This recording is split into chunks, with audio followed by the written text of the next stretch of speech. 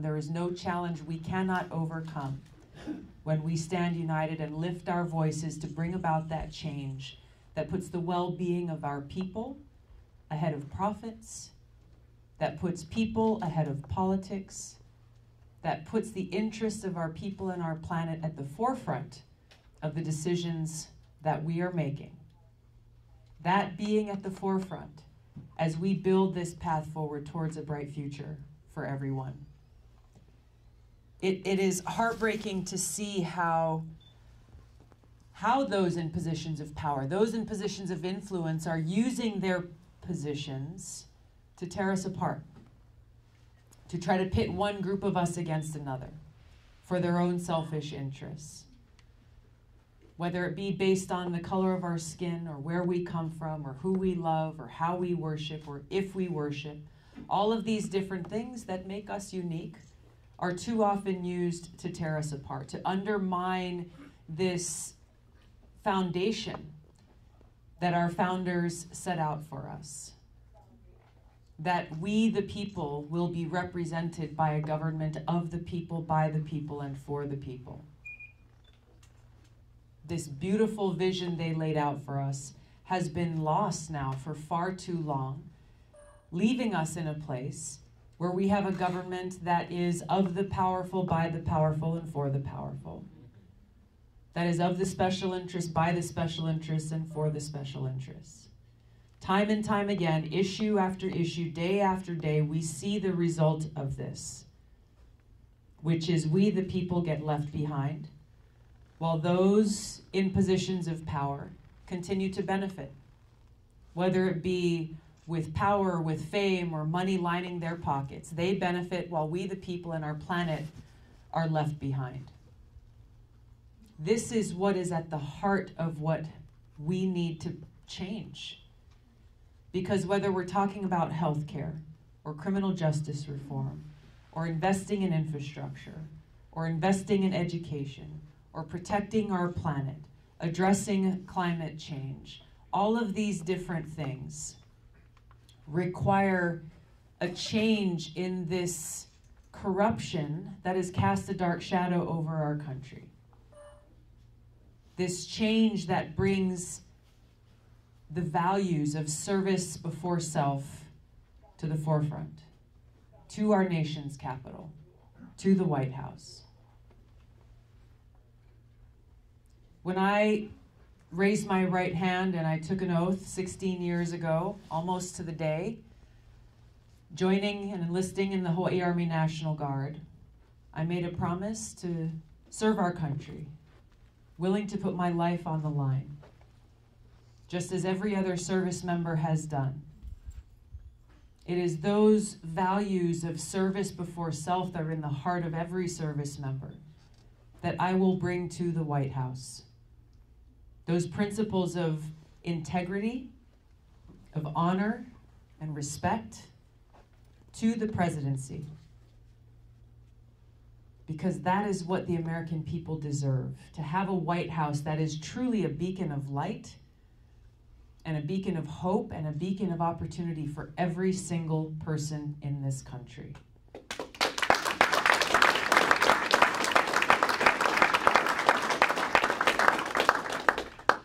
And it is during times like this when things seem so dark, when things seem so bleak, when things like passing the Save the Internet Act, as we did in the House of Representatives the other day, to reinstate net neutrality.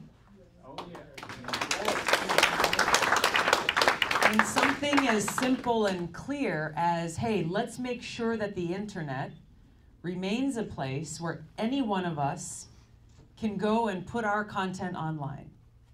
That we have just as much a shot as anybody else of getting that content seen or accessing content being put up by other people, regardless of how much money we have in our pockets. You would think that this would be such a simple unifying issue. We passed that of the House of Representatives. 190 members of Congress voted against it. And the very first thing that Mitch McConnell said is that this bill will be dead on arrival in the Senate. That they won't even take it up. Why is that? Why is that? Money. Exactly. You have huge corporations who know it is in their best interest to be able to control what we are able to see and access and put up on the internet so that they can make more money. They're the ones who are fighting against this. It is not people. It's not people like us. This is one of many examples. You would think this would be a simple thing. Let's go. Let's make sure that we fight for the people, fight for equality, fight for access. But it's the influence of special interests and big money on self-serving politicians that stands in the way of our making progress. It is too often that we see these examples, time after time, that affect our everyday lives. Just this morning, we were down in San Onofre, and we went there at the invitation of some surfers who wanted to shine a light on the nuclear waste that is overlooking this beautiful beach and surf spot that a lot of them grew up surfing. So what better way to learn about such an important issue than to go? And so we got up at 6 in the morning and drove down there and paddled out for a sunrise surf this morning. It was cold.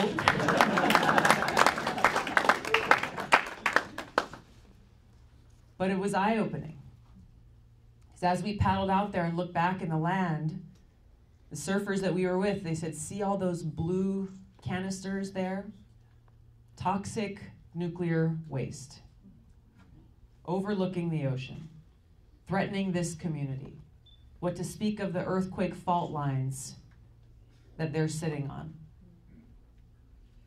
So why is it that we still have nuclear power in this country, knowing that this source of energy is creating a toxic waste that'll stick around for 500,000 years? Nowhere to put it. How is it that we are in this place? Something that threatens our survival, something that threatens our planet and future generations. There's a lot of money that goes into those who are continuing to promote nuclear power when it is not in our interest, when it threatens people. And so now they're talking about shipping this waste to someone else's community. And I heard from people who came out this morning from New Mexico, where they want to take this toxic waste. An indigenous leader from New Mexico saying, no, you cannot come and bring this toxic waste into our backyard. My point in sharing these stories is because every single day we see the repercussions. We see the consequences of what happens when you put profits before people. What happens when you have leaders in positions of power who are so short-sighted and who are not focused on what their mission really should be, on the responsibility that they've been charged with. And it is a great responsibility that when each of us cast our vote for someone to represent us, we expect that they actually will, that they'll actually hear our voices, that they'll actually fight for our interests. So by knowing and understanding the consequences of what happens when we have leaders who are more interested in their own selfish interests rather than our own, it inspires and motivates us even further to grasp the power that we have within our own hands, in our hearts, and in our voices, to hold those leaders accountable and to bring about the kind of change we know we need to see. Because we will not be left in the darkness. And we will be reminded when those times seem tough, when those challenges seem too great to overcome, we will be reminded by the words of people like Dr. Martin Luther King, who told us that darkness cannot drive out darkness. Only light can do that. That hate cannot drive out hate. Only love can do that. The path is lit for us to walk towards that bright future together. The choice is ours and the responsibility is ours to take action to do so. Now, as you hear many different issues brought up in the news, you'll hear many different political candidates bringing up issues like healthcare and education and infrastructure, climate change, the kinds of big investments that we need to make in our future, I want to bring up an issue that is central to the rest that no one else is talking about. But it is an issue that must be addressed in order for us to make the kinds of investments in our people that we need to see. And that issue is the cost of war.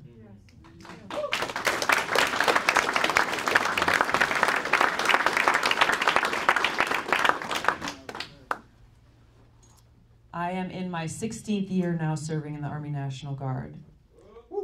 Cool. I deployed twice to the Middle East. First deployment was in Iraq, and I served in a medical unit where every single day I was confronted with this high cost of war. The cost that is borne by our troops and the cost that is paid for by them and by the people in the countries where we wage these devastating regime change wars. Now, last week, I was back in Hawaii for a short time, partially to fulfill my own National Guard duty requirements, but also while I was there, I said goodbye to soldiers who were deploying from my former unit to Afghanistan. And it was tough. It was tough. It was hard to say goodbye and give them hugs as they boarded that plane, and just to talk to them. I deployed with a number of them during my second deployment. There were a lot of younger soldiers who I hadn't met who were deploying for the very first time. But a lot of my friends, they were going on their fourth or fifth deployments. And they were talking about the impact. They're talking about their kids. A friend of mine talked to me about his oldest, his 15-year-old girl, knowing he's going to be gone for about a year, saying, "Dad, who's going to teach me how to drive? I'm going to be old enough to get my driver's permit." Talking about his youngest, who's a 3-year-old, and how much she's going to grow up while he's gone, and the stress that's placed on their family members at home. The cost of war is great. It is paid for by our service members, by those who pay the ultimate price who never get to make that trip home. It is paid for by our veterans, those who come home with wounds both seen and unseen, scars that they will carry with them for years to come. And it is paid for by every single one of us. Every single one of us. The taxpayer dollars that come out of our pocket, to the tune of trillions of dollars, going to pay for regime change wars, going to pay for this nuclear arms race, this new Cold War with tensions being ratcheted up between the United States and countries like Russia and China. These are dollars that are coming out of our pockets. These are dollars that are not going to fix our streets, to protect our environment, to make sure that we have health care for all, to make sure that our kids are getting a quality education. So as we talk about the needs of our people every single day, as we talk about the homeless crisis that is facing us in this country, we talk about the pressing needs that we have. We cannot begin to address these needs unless we address where our money is going and how twisted the priorities of this country have been, to where we have too many leaders in Washington who will tell you that, sorry, there's just not enough money. There's just not enough money to make sure that people in Flint, Michigan have clean water to drink. There's just not enough money to invest in renewable energy, to protect our planet and protect our future. Not enough money to make sure that our teachers are paid, to make sure that our kids have what they need to get a quality education. But those very same people will not think twice before they either cast a vote for or advocate for waging yet another regime change war in another country that results in more suffering, more devastation, more loss of life, undermining our economy, strengthening terrorist groups like ISIS and Al-Qaeda like we've seen in Iraq and Libya and Syria. This is what we must change.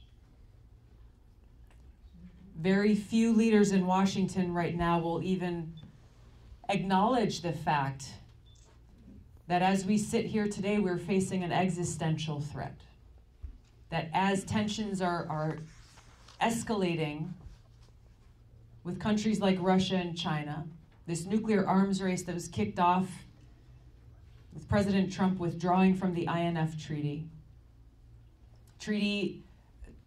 negotiated 30 years ago that drastically reduced the numbers of nuclear weapons and missiles in the world. We are facing an existential threat to the point where we are at a greater risk of nuclear catastrophe today as we sit here tonight than ever before. Ever before. It's hard to imagine, what does this existential threat mean? What does that mean in our everyday life? Well, I'll tell you, in Hawaii about a year ago, in January of last year, we got a big wake-up call. And we got a sense of what that really means. Because we got, early on a Saturday morning, a text alert that went out on over 1 million cell phones all across our state that read, "Missile incoming. Seek shelter immediately. This is not a drill." In all caps letters.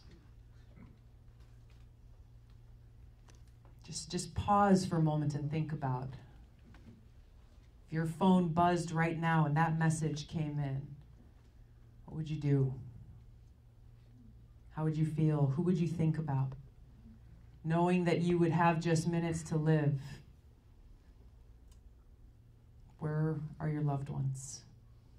Where can you go? Where can you find shelter? That's what was going through our minds last year when this happened. About where are my parents? I heard from a father was on the island of Oahu, and he had a child on one side of the island, another child on the other side of the island, and he was in the middle trying to figure out which direction he would drive. Which of his children would he spend the last minutes of his life with? It's something that is unimaginable until it happens. Now, that alarm turned out to be a false alarm, but the reason why we react in the way that we did is because the threat is real. The threat is real because our leaders have failed us, have brought us to this point where this is the reality that we are living with today. But the good news is, and the important news is it does not have to be this way. It does not have to be this way.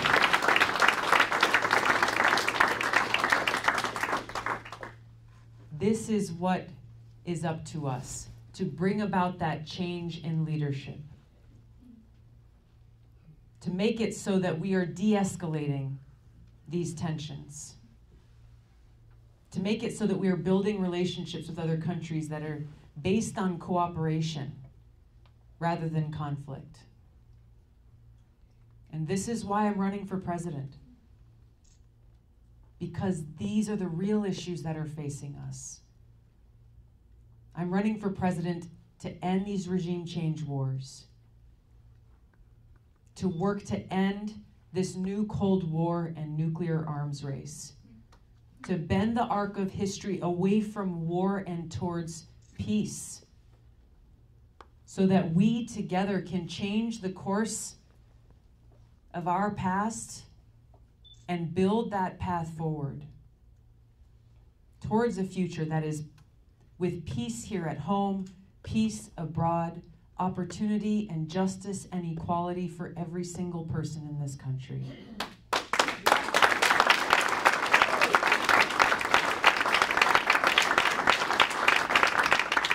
And that's what I'm here asking of you. Asking you to join me. Join me in this movement. This is not about politics. This is about our lives. This is about our future and making sure that we have one. There is so much at stake, and it is only when we, the people, gather together and stand united that we can truly overcome those tough odds and that we can truly bring about that change that we need to see for each other, for our future, and for our planet. Thank you very much for being here. Thank you for your support. Aloha.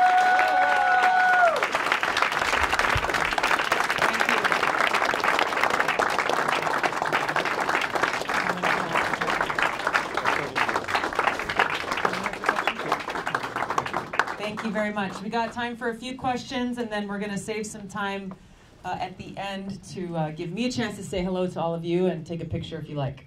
Jonah and Joe are going to call on people. Yeah, no, now. Okay, go. Do you want to go right here? Yeah, my name's Tom Berry. Aloha. Aloha. What inspired you to spend your life in service, and what continues to inspire you today? Thank you. I feel fortunate to have experienced from a young age that I was happiest when I was doing things for other people. You know, growing up in Hawaii, the outdoors was our playground, surfing and hiking and having fun. I just, you know, there were different things. You know, I would gather together with my friends. We'd go and clean up the beach on the weekends, because we get frustrated and get kind of pissed off when we would show up at the beach and see a bunch of trash lying around. And not just saying, hey, why isn't somebody else picking it up, but just saying, hey, let's do something about it. It was deeply rewarding to know that I could do something about it, that I could make that change, not just to make it better for us, but to make it better for everyone. So I didn't know when I was younger what path I would take in my life, but I did know for sure that I wanted to find a way to continue that, to choose a path of service. And to me, I think that's the beautiful thing about service, is there are so many ways that each of us in our own lives can make that choice. That it's not limited to, hey, I want to work at a nonprofit or be a teacher or a firefighter or join the military or run for office. That whether you're in business or education or healthcare or anything, really, it's really about what's in our hearts and making that choice to dedicate our skills and time and energy into the service of others, and recognizing that's where we find real happiness. So that's what continues to motivate me. I think we got a lot of. I'm going to add one more quick story here at the end. There was a big sign at one of the gates of our camp in Iraq in 2005 that I saw within the first couple of days that we got there, and then it was something that I saw almost every day as I went about my business there. But that sign read in big block letters, "Is today the day?" Is today the day? And it was a reminder every single day for all of us and those who were going in and out of that gate that any day could be our last. We have to make the most of the time that we have. Joe from Peace Action has a question. Congresswoman. Aloha, Joe. Hello. Thank you for actually sponsoring the INF Act. Yes. And because usually presidents take the lead in arms control, but it's great that a congresswoman or anybody in Congress is actually being active in arms control. Yeah. So my question is that what else would you like to accomplish when it comes to nuclear weapons, low-yield nuclear weapons, and other arms control ideas that you have? Thank you. Thanks for your question, Joe. For those of you who are not aware of the bill, after President Trump withdrew from the INF Treaty, I and a few others introduced legislation that would prohibit any taxpayer dollars from being used to build any weapons that would violate the INF Treaty. This is the power of the oversight that Congress has, is the power of the purse strings, so that even as this president has made that disastrous decision, we have the opportunity to limit his ability to violate the treaty that has worked so well for so long, and that frankly needs to be strengthened and expanded. So this is something that I encourage you to call your members of Congress to ask if they have co-sponsored it, because we're already hearing reports from the administration that they are beginning to build these weapons that violate the INF Treaty.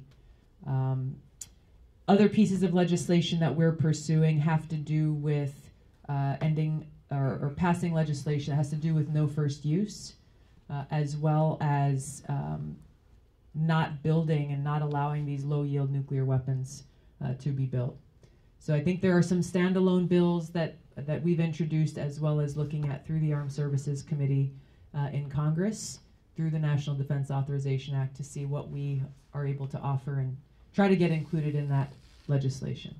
I think overall this is such an important issue because it does pose this existential threat, but that far too many leaders in Washington are either ignoring or are not aware of. So we've got our work to do to change that. Thank you. Representative Gabbard, first of all, it is an honor to listen to you and to be able to ask you a couple of questions. Thank you for being here. My name is Sabri Atman. I am the founder and the director of the Assyrian Genocide Research Center, which is an international organization. My first question to you is, Turkey has occupied Cyprus for 45 years. Great power countries, including the United States, have failed to pressure Turkey to end this occupation. Under your leadership, as the President of the United States, what will be your first major step to end this occupation of Cyprus? And my second question, many people, and I admire you very much for being our voice and speaking about the Armenian, Assyrian, and Greek genocide of 1950 and the Simele massacre of 1933 in Iraq. As you know, often truth and justice fall victim to the real politics. My question to you is, if elected President of the United States, will you continue to be our voice and use the right terminology, which is genocide, or will you soften your language? Thank you. Thank you. What do you think the answer to that question is? It is an important question, and the reason, unfortunately, why he has to ask this question, right, is because there have been many broken promises by politicians in the past. And I'll tell you why I'm not like any other politician who has made that promise to you and broken it. And it's for the reasons that I talked about. I have been there. I have seen the cost of war. I've worn that uniform and worn those boots. I understand what's at stake. This isn't about playing politics. It's not about pleasing or bending to the will of other countries. My mission is to serve the people of this country, to put the well-being of our people at the forefront. So no, I will not soften my language out of fear of angering Turkey.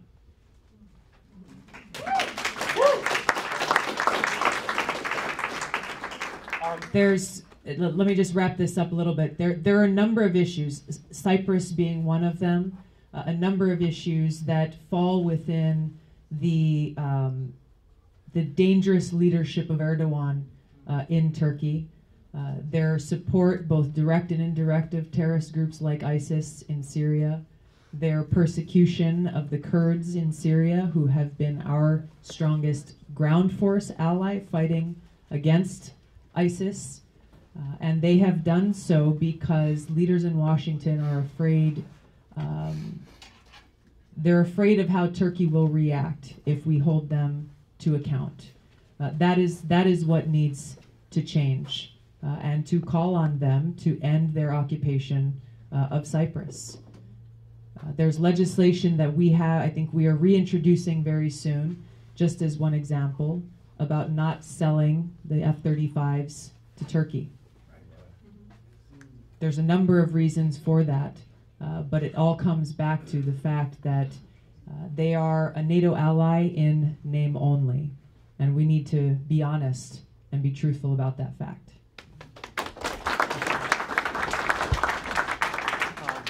If you guys know or remember what today is, sorry, that's it for questions. Happy birthday to you. Happy birthday to you. Happy birthday, dear Tulsi. Happy birthday to you.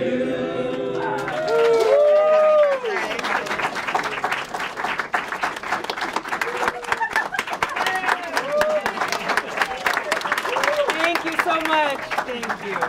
Okay, if everybody can take a seat, we will do our best to get a picture for everyone. What I would like to do, because there are a lot of people here and we're very limited on time, I would like to get 4 volunteers up front, 4 of my security volunteers up front. We will do group pictures of 4 or 5 people at a time. You will hand your phone to my security personnel. They will take your picture and pass it back. If you guys can coordinate with each other outside. If we have time, you can get an individual picture. You want to move this to the side, maybe? Yeah. Go ahead. Why don't you kick us off there, Michael? Get some music going.